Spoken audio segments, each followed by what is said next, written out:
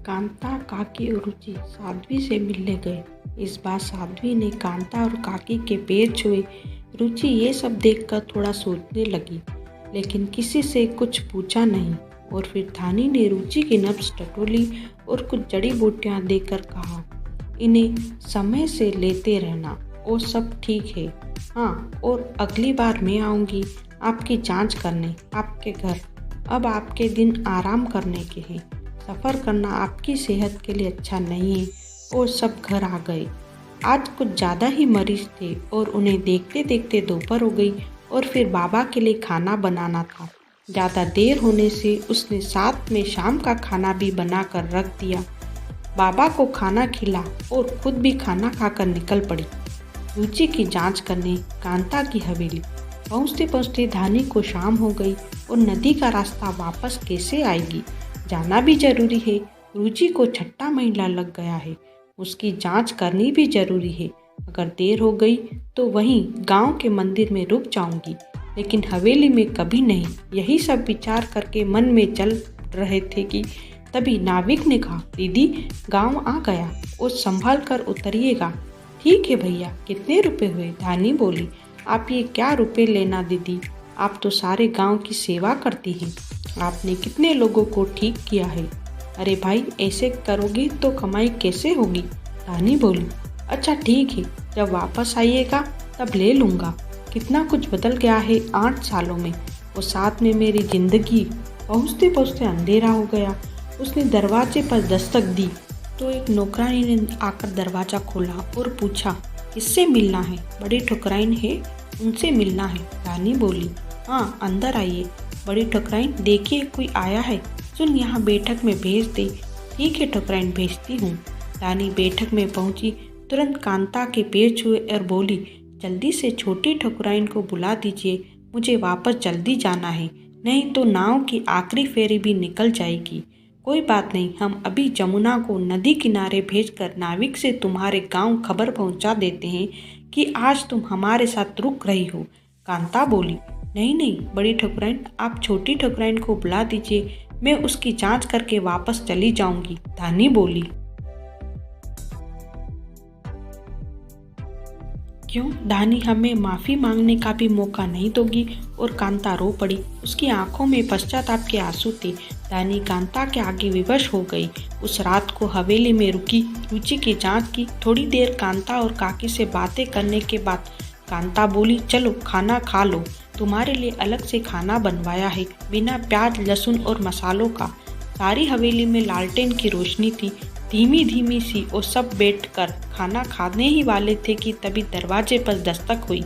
पूछा, जमुना कौन आया है? छोटे ठाकुर आए हैं मालकिन। अच्छा ठीक है, कांता बोली, उसने कह दो हाथ पैर धोकर खाना खाने आ जाए।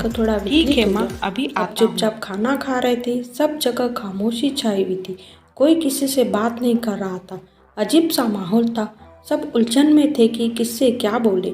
बस सब सोच रहे थे कि खाना जल्दी खत्म हो जाए। खाना खत्म होते ही कांता ने कहा, धानी तुम मेहमानों वाले कमरे में सो जाओ, जमुना तुम्हें ले जाएगी।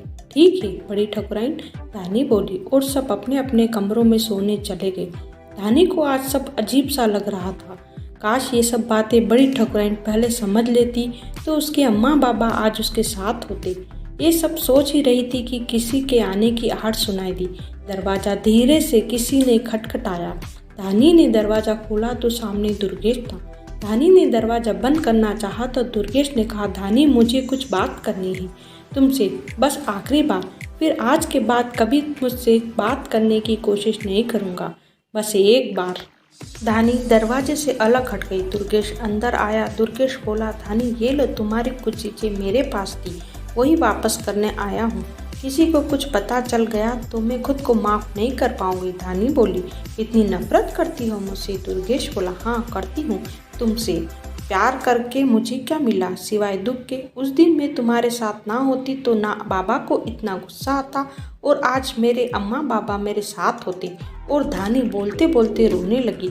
तुम्हें क्या लगता है तुम ही बस दुखी हो? तुम्हारे मरने की खबर से मेरे दिल पर क्या बीती? दुर्गेश बोला, हाँ तभी तो तुमने तुरंत शादी कर ली। धानी बोली, धानी वो एक वादा था, पिताजी के एक दोस्त थे, बीमार थे, उनकी पत्नी पहले ही स्वर्गवासी हो गई थी, तो उन्होंने मरते वक्त पिताजी से वादा लिया था कि उसकी बेटी को वो अपनी बहू बनाएंगे। पिताजी ना नहीं बोल पाए और उनके मरने के बाद साधारण तरीके से मंदिर में शादी करके रुचि को हम लोग ब्याह लाए।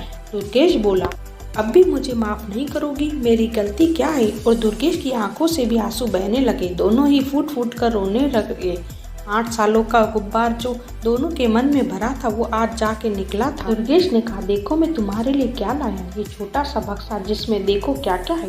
रानी ने बक्सा खोला तो उसमें उसके बचपन की छोटी सी पायल, एक रिबिन जिसमें वो बाल बांधती थी, शाही की दवा जो गिर कर फैल गई थी, छोटे छोटे घोंगे और सीपी जो उन दोनों ने मिलकर नहर के किनारे खोजे थे। रानी ये सब देखकर बहुत खुश हो गई। उसके मन के सारे गिले शिकवे दूर हो गए। रानी ने कहा, छोटे ठाकुर तुम जाओ, मैं नहीं चाहती कि कोई हमें साथ में देखे और गलत मतलब निकाले। दुर्गेश ने कहा, अब मैं जाता हूँ। दुर्गेश चला गया और धानी सो गई। सुबह सबसे विदा लेकर चल पड़ी। नदी के किनारे वही कल वाला नाविक मिला। वो बोला, दीदी आप कल लौटी नहीं थी, लेकिन हमने आपके बाबा तक खबर पहुँचा दी थी। ठीक है, धन्यवाद, धानी ने कहा और नाव में बैठ गई। चल पड़ी अपने गांव की ओर। धानी इस बार हवेली गई बिना किसी शंका और झिझक के। उसके मन की सारी उलझनें जो सुलझ गई थी, वो अब खुद को मुक्त महसूस कर रही थी। उसने रुचि की जांच की और कहा कि अब आपको मेरी जड़ी बूटी की जरूरत नहीं है, बस आप अब खान पान का ख्याल रखिए, हल्का खाना खाइए और हरी साग सब्जियां ज़्यादा खाएं और सुबह सुबह की ताज़ी हवा में टहलने, बस क्योंकि 7वां महीना लग गया है। अब आपको अपना ज़्यादा ख्याल रखना होगा और अब मैं चलती हूँ। छोटी ठकुराइन धानी बोली, आप मुझे छोटी ठकुराइन क्यों कहती है? मैं तो आपसे छोटी हूँ, रुचि बोली। एक बात कहूँ धानी जी, पिछली बार आप आई थी तो आपके और छोटे ठाकुर के बीच की बात मैंने सुन ली थी। माफ़ कीजिए, मुझे ऐसा नहीं करना चाहिए था, लेकिन जब आपने माँ और काकी के पहली बार मिलने पर पैर छुए थे तो मुझे थोड़ी शंका हुई कि शायद आप पहले से सबको जानती है। और फिर छोटे ठाकुर उस दिन आपको घर में देखकर थोड़ा विचलित हो गए थे, तो मुझे ये सब देखकर अच्छा नहीं लगा। फिर सबके सोने के बाद छोटे ठाकुर कमरे से बाहर आए। मैं भी उनके पीछे पीछे आई तो देखा वो आपके कमरे के पास रुक गई और आपके दरवाजे पर दस्तक दी। वो शायद आप दरवाज़ा नहीं खोलना चाहती थी, लेकिन बाद में आपने दरवाज़ा खोला। वो अंदर गए तो मैं खुद को रोक नहीं पाई आपकी बातें सुनने से, लेकिन आप लोगों की बातें सुनने के बाद मेरे मन की सारी शंकाएं दूर हो गई। रानी जी, मेरा तो मायके में कोई नहीं है, आप मेरी बड़ी बहन बनेगी। और रुचि की आंखों में आंसू आ गए तो धानी ने उसे गले लगा लिया और दोनों एक दूसरे के गले लगकर रोई। उसकी ये सब बातें दुर्गेश ने भी सुन ली और उन लोगों के पास जाकर रुचि से बोला, मुझे माफ़ कर दो रुचि, मैंने तुमसे बहुत कुछ छुपाया, आप मुझसे माफ़ी ना मांगे। छोटे ठाकुर, वो तो आपका अतीत था और जो होना था वो हो गया, रुचि बोली। धानी बोली, अब मैं चलती हूँ, बाबा की तबीयत ठीक नहीं रहती, वो मेरा इंतजार कर रहे होंगे। धानी गांव पहुंची तो देखा बाबा लेटे हैं। क्या हुआ बाबा, तबीयत ठीक नहीं है? ऐसे क्यों लेटे हैं? पता नहीं बेटी, आज तबीयत कुछ ज़्यादा ही खराब लग रही है। जड़ी बूटियाँ भी नहीं ली, लेकिन आराम नहीं लगा।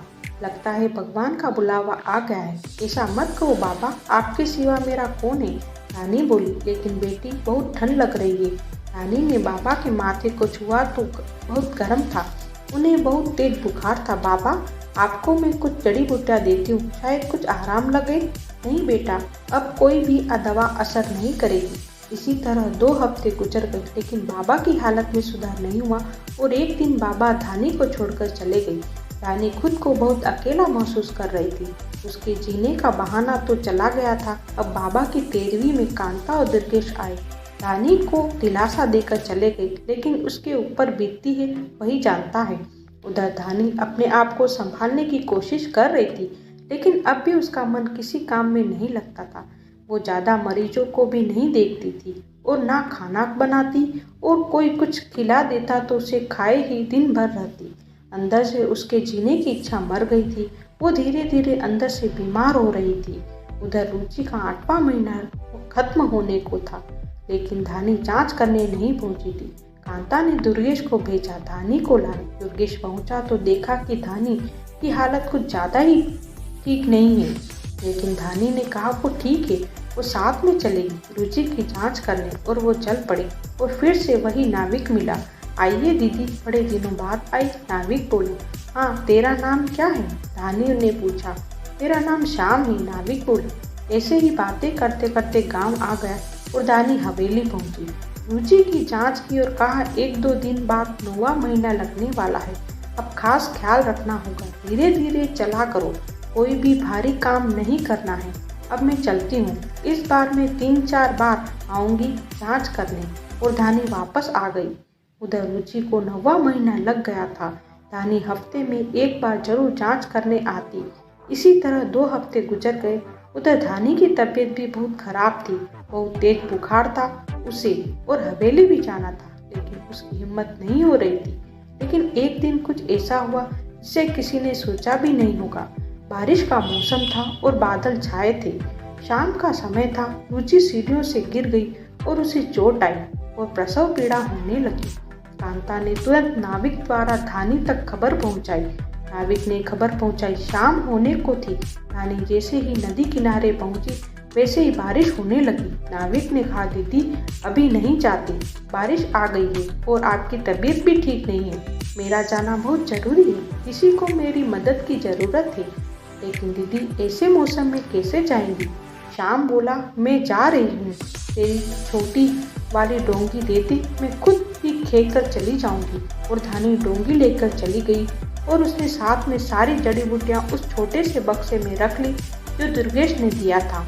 और बारिश धीरे धीरे तेज होने लगी और हवा बहुत तेज थी। धानी डोंगी को खे नहीं पा रही थी, आधी दूर से ज्यादा पार कर आई थी। डोंगी में पानी भरने लगा क्योंकि बारिश बहुत तेज थी। धानी ने बक्से को साड़ी के पल्लू से मदद से कमर में बांध डाला और तैर कर जाने की सोची और निकल पड़ी। उसकी हालत बहुत खराब थी, ऊपर से तबीयत भी ठीक नहीं थी, तो वह तैर नहीं पा रही थी। लेकिन उसने हार नहीं मानी। जैसे तैसे वो अपनी मंजिल तक पहुंच गई। गिरते पड़ते अंधेरे और भरी बारिश में दरवाजा खटखटाया। दरवाजा खुलते ही अंदर आकर गिर पड़ी। जानकी ने तुरंत कांता को आवाज लगाई। कांता के आते ही धानी ने कहा, मेरी कमर में जो बक्सा है उसमें कुछ जड़ी बूटियां हैं, उन्हें निकाल कर खिला दे और कुछ पेट में मल दे, छोटी ठकुराइन को आराम लग जाएगा। पहले तुम अपने कपड़े बदल लो, तुम्हारी तबीयत भी ठीक नहीं लग रही है। आप मेरी चिंता न करें, मरीज का ख्याल रखना बहुत जरूरी है, धानी बोली। कांता ने वही किया जैसा धानी ने कहा। जानकी ने सहारा देकर जैसे ही धानी को बिस्तर पर लेटाया, धानी हिचकियां लेने लगी। इतने में दुर्गेश धानी के पास आया। धानी की ऐसी हालत देखकर रोने लगा। धानी बात भी नहीं कर पा रही थी, उसे सांस लेने में बहुत तकलीफ हो रही थी। उधर रुचि को धानी की जड़ी बूटियों से आराम लग गया और प्रसव पीड़ा कम हो गई और प्रसव आसानी से हो गया। इतने में कांता खबर लेकर आई कि बेटी हुई है और धानी ने ये खबर सुनकर अपनी आंखें मूंद ली और हमेशा के लिए सो गई। धानी का ये त्याग कांता कभी नहीं भूल पाएगी।